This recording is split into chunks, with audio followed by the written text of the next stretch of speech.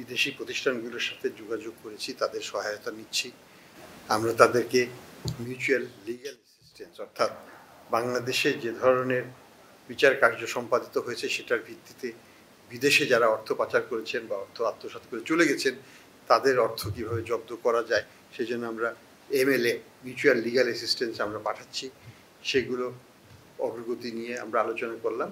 আমরা বিভিন্ন রকমের সিদ্ধান্ত নিয়েছি যাতে এই কাজটাকে আরও দ্রুত এগিয়ে নেওয়া যায়। তো এটাই হচ্ছে আমাদের প্রেক্ষাপট। আপনাদের প্রশ্ন থাকলে আপনারা প্রশ্ন করতে পারেন।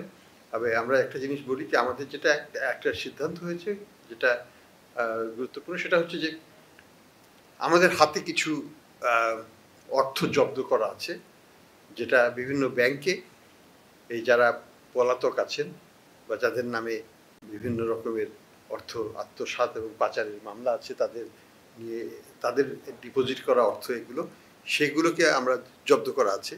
সেগুলোর ব্যবহার কিভাবে হবে সেটা নিয়ে আলোচনা হয়েছে। আবার আমাদের হাতে বেশ কিছু শেয়ার আছে, বিভিন্ন ব্যাংকের শেয়ার, বিভিন্ন কোম্পানির শেয়ার, যেগুলো যারা পালিয়ে গেছেন তাদের সেগুলোকে জব্দ করা আছে। এগুলোকে কিভাবে আমরা জনহিতকর কার্যে ডিপোজিটরদেরকে আবার ব্যাংকগুলোকে ক্ষতিপূরণ দিয়ে ডিপোজিটরের স্বার্থ রক্ষা করা যায় সেই ব্যাপারে এক ফান্ড গঠন করে এই ফান্ডগুলোকে বা এই শেয়ারের যে লব্ধ অর্থ সেগুলোকে সেখানে ট্রান্সফার করে আমরা কিভাবে সেটাকে ম্যানেজ করব সে বিষয়ে আলোচনা হয়েছে। আর আমাদের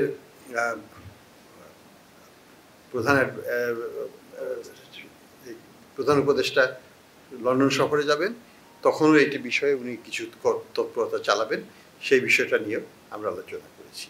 তো এইটাই হচ্ছে সারসংক্ষেপ। আপনাদের নিশ্চয়ই প্রশ্ন আছে, আমরা জবাব দেওয়ার চেষ্টা করব।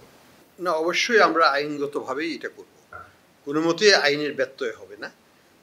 কোর্টের সিদ্ধান্ত হওয়ার পরেই এবং আইনের সঠিক ধারা প্রয়োগের মাধ্যমেই এই কার্যকলাপ করতে হবে। প্রয়োজন বোধে আইনকে কিছু সংশোধন করতে হতে পারে, সেটা নিয়ে আমাদের আইন মন্ত্রণালয় এবং অ্যাটর্নি জেনারেলস অফিস সেটা নিয়ে কাজ করবেন। কিন্তু সেটা যদি প্রয়োজন হয়, এটা আমাদের বর্তমান আইন দিয়ে যদি করা সম্ভব হয় আমরা সেটা করব। বাট লক্ষ্যটা হচ্ছে একটা ফান্ড প্রতিষ্ঠা করা, যে ফান্ডের টাকা দিয়ে ব্যাংকগুলোকে আমরা ক্ষতিপূরণ দিতে পারবো, কারণ ব্যাংকগুলো তো বিশালভাবে ক্ষতিগ্রস্ত হয়েছে, তাদের টাকাই লুট করা হয়েছে অনেক কারণে।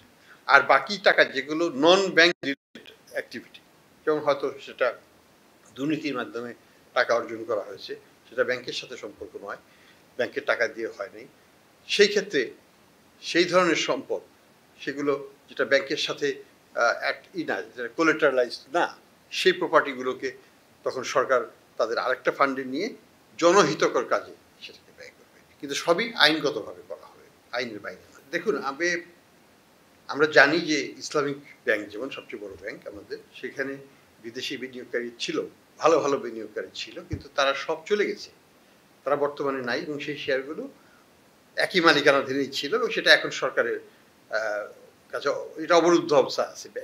এই শেয়ারগুলো কোনো ট্রানজ্যাকশন করা সম্ভব নয়। আমাদের মুখপাত্র যেটা বলেছেন যে আমরা মনে করি যে নগদের যারা অরিজিনাল ম্যানেজমেন্ট ছিল এবং বোর্ড ছিলেন তারা অর্থনৈতিক, যেটাকে আমরা বলি যে বিভিন্ন ধরনের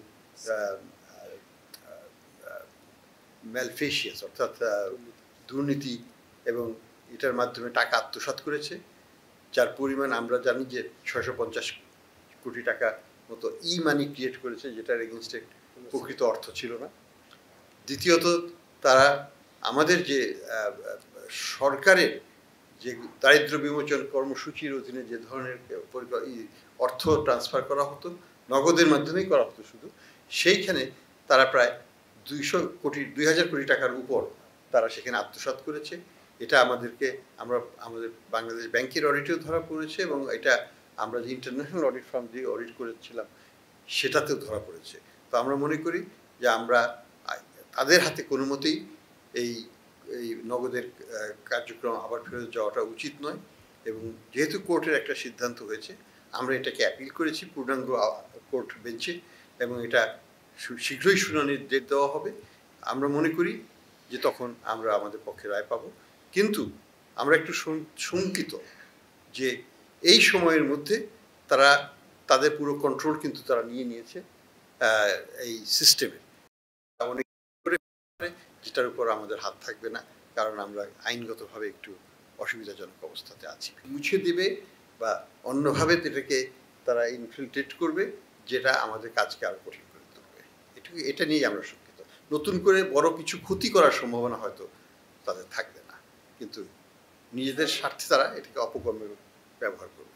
আমরা তো দেশগুলোর সাথে কথা বলছি, ইনফ্যাক্ট আজকেও এখনও ঢাকাতে ইউকে সরকারের যে IACCC তাদের যা হেড অফ তারা সে ঢাকায় আছে, তারা আমাদের সাথে সহযোগিতা করতে চায়। তারা আমাদেরকে 6 মাসের জন্য একটা ব্রিটিশ এক্সপার্টও দিয়েছে, যে আমাদের তদন্তকারীদেরকে হাতে কলমে ধরে শেখাবে যে কীভাবে MLA তৈরি করতে হয়, কিভাবে কেসগুলোকে ডকুমেন্টেশন করতে হয়, এভিডেন্স গ্যাদারিং। যদি মামলায় জিততে হয় আমাদেরকে এভিডেন্স গ্যাদারিং ইন্টারন্যাশনাল স্ট্যান্ডার্ডে করতে হবে, দেশীয় স্ট্যান্ডার্ডে করলে হবে না। তো এই জায়গাটায় আমাদের গ্যাপস আছে, আমরা চেষ্টা করছি সেই গ্যাপগুলোকে মেটাতে। আমাদের যারা তদন্ত কর্মকর্তা তাদেরকে নতুন করে ট্রেনিং দেওয়া হচ্ছে, আন্তর্জাতিক মানসম্মত তদন্ত কার্যক্রম যাতে তারা পরিচালনা করতে পারেন, এবং ডকুমেন্টেশনটা যেন ঠিক করতে হবে। ইটস অ্যাবসলিউটলি ইম্পর্টেন্ট ডকুমেন্টেশনটা তৈরি করা, সেই জায়গাগুলোতে তারা সহায়তা দেবে। তো বিদেশিদের দিক থেকে আমরা প্রচুর আগ্রহ পাচ্ছি। আমি গত সপ্তাহে দুবাইতে ইউনিট অফ দুবাই, সেখানে আমরা মিটিং করেছি, হেড অফ দ্য অর্গানাইজেশন সেখানে ছিলেন সারাক্ষণ। আমরা 2 দিন তাদের সাথে বসেছি, আমাদের কর্মকর্তারা বসেছেন। তারা আমাদেরকে সর্বাত্মক সহায়তার আশ্বাস দিয়েছেন। আমরা চেষ্টা করব তাদের যে রিকোয়ারমেন্ট সেই অনুযায়ী তাদের কাছে তথ্য ভিত্তিক যার ভিত্তিতে তারা আমাদেরকে সহায়তা দিতে পারবে।